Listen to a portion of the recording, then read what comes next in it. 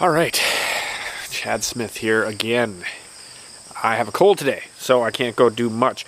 I am going to throw out, I think, the three most important factors in what I do that I've found success with. I've been hunting seriously for 5 years.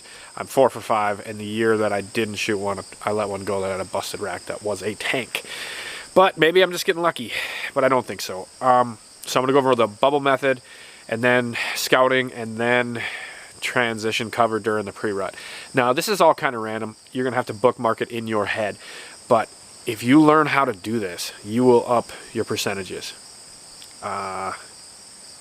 So I'll throw my intro, I'll do those 3 videos, and then we'll call it good. But I hope you like it, hope it helps.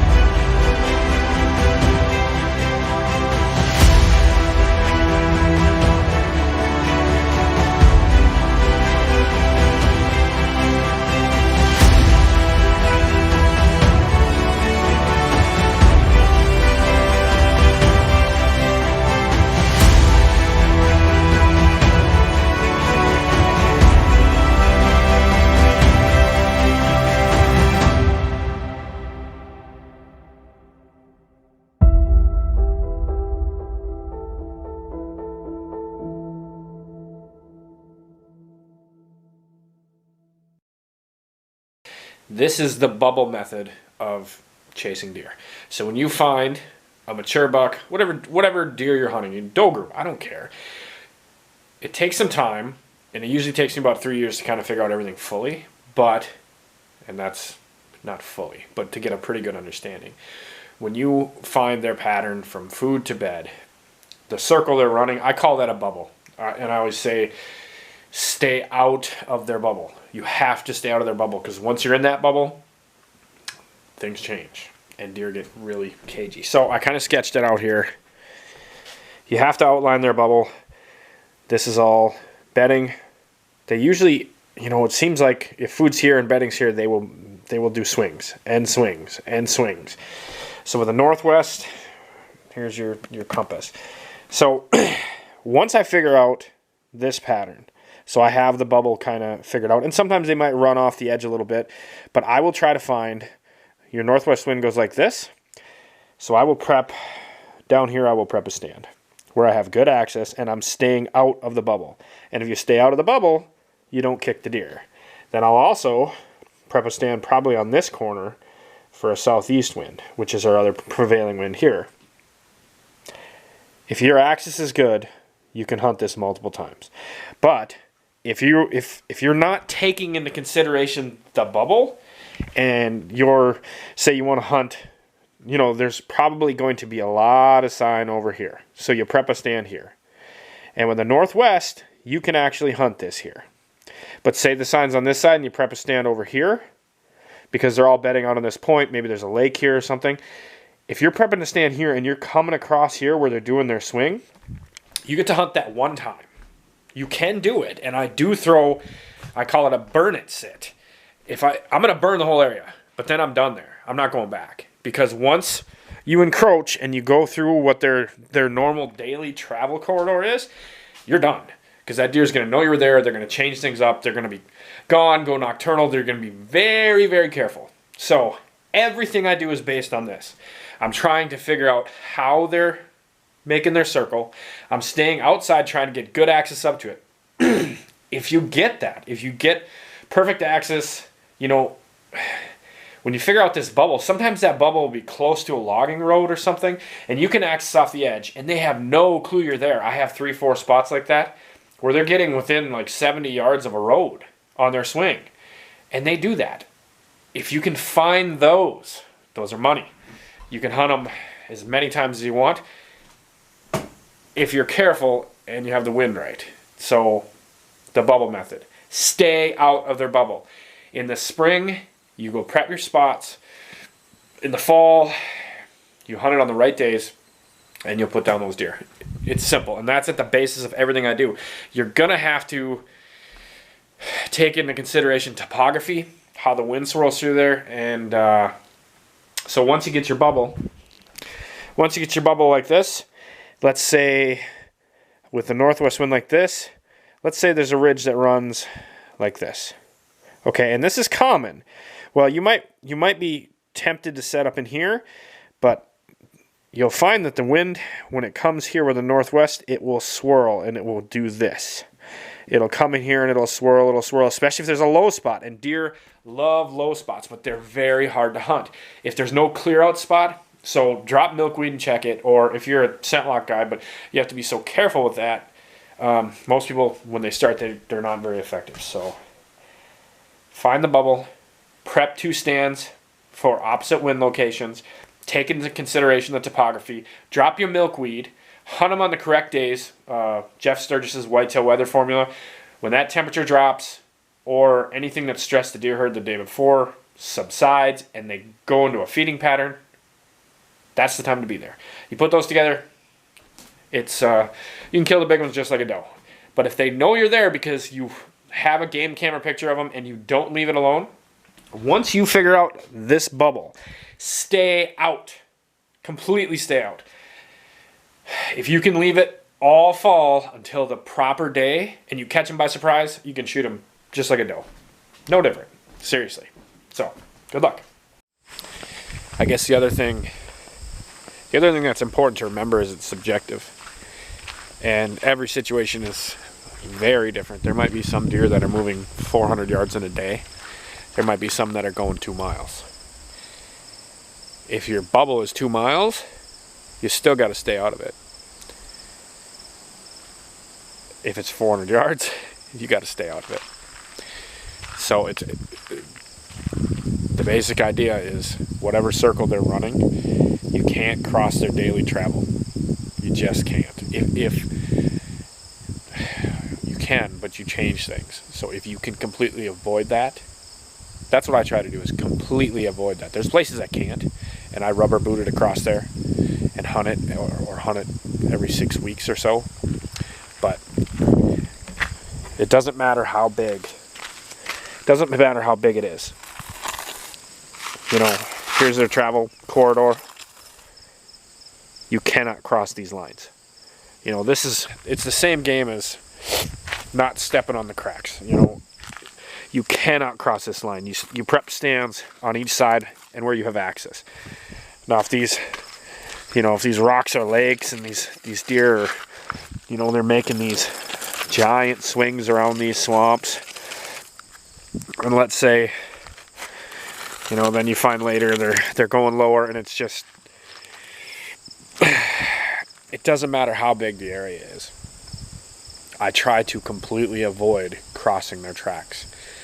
There is a hack to that, though. If there's 4-wheeler trails, horse trails, walking trails, those don't count because they're used to you being there. They're used to human scent there, so you can access with those.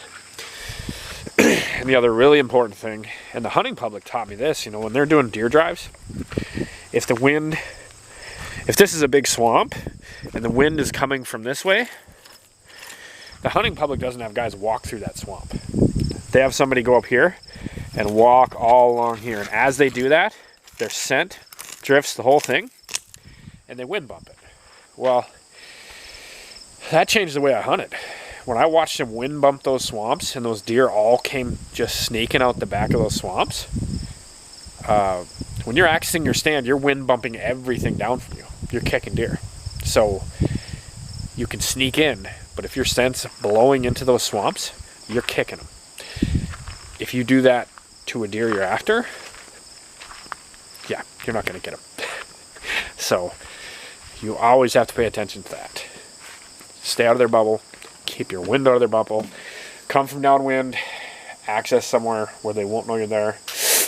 If you can actually do that, you got it figured out. That's 100% the most important thing in this game. They can't smell you, hear you, see you. So, don't let them. All right, now I'm going to try to paint you a picture. And the picture is, in the pre-rut, the young bucks start getting aggressive. Okay? Now when this happens, the young bucks are chasing does, chasing does, chasing does. The does get tired of this, and the does hold up in thick cover. And the reason they go in the thick cover is the racked bucks, they can't run through it and chase them very easily. So, if you're paying attention all year when you're scouting, and you find these blocks of logging, the nice thing about logging is they'll do a block north, south, east, west, they'll do a square. So when you find an edge that is super thick, now this is just my grove of trees, but let's say that this is the edge. North is that way, and logging is set up like this. So this is 10-year-old logging, and it's popples, and it's thicker than heck, and rack bucks can't run through it. The does will lay in this. I mean, they will lay in this. And you'll find an edge on the south end of this, which is straight because they logged it, okay? So here's your straight edge, and this is, older timber, not open, but older timber. You'll find this straight edge, and there'll be an east-west trail there that's kind of, it's a lighter trail. But the doe is laying here. The last week of October, I have a lot of these, okay? I have stands prepped just on the south end of these logging. I come in from the south up to the edge, and those bucks will run that edge. I saw 11 in 3 days running these edges. Like, they run these edges. And that was the one I passed with the busted rack. He was maybe between 140 and 150, but his rack was all busted. They run those edges because they're scent checking everything upwind. There's your tidbit of the day, because if you have those prepped that last week of October, first week of November, you'll watch bucks all day. And it's mostly from 9 o'clock to 2 o'clock. You don't have to believe me, but it's midday, and you're gonna have to take work off. All right, so I have one more. That's all very important, but I'm gonna give you a trick. And it's pretty obvious, but this is very important. So listen up. When you get snow cover in November, whenever it snows, and you can actually see how those deer are going from food to bed during approximate times that you're hunting. Like if you tag out in a place and you can't hunt anymore, go to your other good spots, or in the springtime. The springtime works too. You can see the sign. Put your Onyx on or whatever mapping system you have and leave your tracks. So walk their travel corridors. Walk them, because they don't lay out like you think in your head. Once you walk them and you look on the map, you're like, shit, this is a little different than I thought. You're going to find in mapping that, so you walk the whole damn thing. Walk their circle. Figure it out. It might take you a full day to figure out one. It might take you 3 days, whatever. Hike it, hike it, hike it. Lay down the trails. Some will run off. If they run off, mark those two. At least mark them away so you know. Once you get the whole layout, excuse me, once you get the whole layout and you're walking it, you will find places that they're vulnerable. And you won't find many, because deer are very good at moving through the woods without being vulnerable. But you might find a 50-yard spot where there's a transition where you can sneak up to an edge.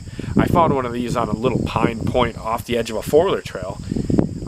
I can sneak up on the end of that point, and I'm catching all their trails are hitting that edge right there, and they're vulnerable. They're vulnerable for 60 yards, maybe. And my wind will clear off the end of that point. It was a spot I thought was completely unhuntable. I walked it this spring, and I found that, and there's only 60 yards they're vulnerable. In about well, they're going 2 miles out to food, but you have to walk it, keep your eyes open, and when you find that, you'll see a tree that's set up kind of close to an edge, and it'll just, after a while, if you're used to looking for it, you'll say, I think the wind will clear out of that tree. You can check it with milkweed. And if it does, you prep that spot, especially if your access is perfect. Once you accrue a bunch of those. So I've been doing this seriously for 5 years, and I have 4 or 5 of them that I can hunt. I know there's big bucks in there in October and November. I can sneak in. The trees are prepped. You get such an advantage. My boss said, it's a lot like trapping. Every year you'll find more spots, and you keep building this logbook of wonderful spots. When you learn to look for those, when you map these areas and you can see how the trails lay out, you will find vulnerable spots. You have to find those vulnerable spots.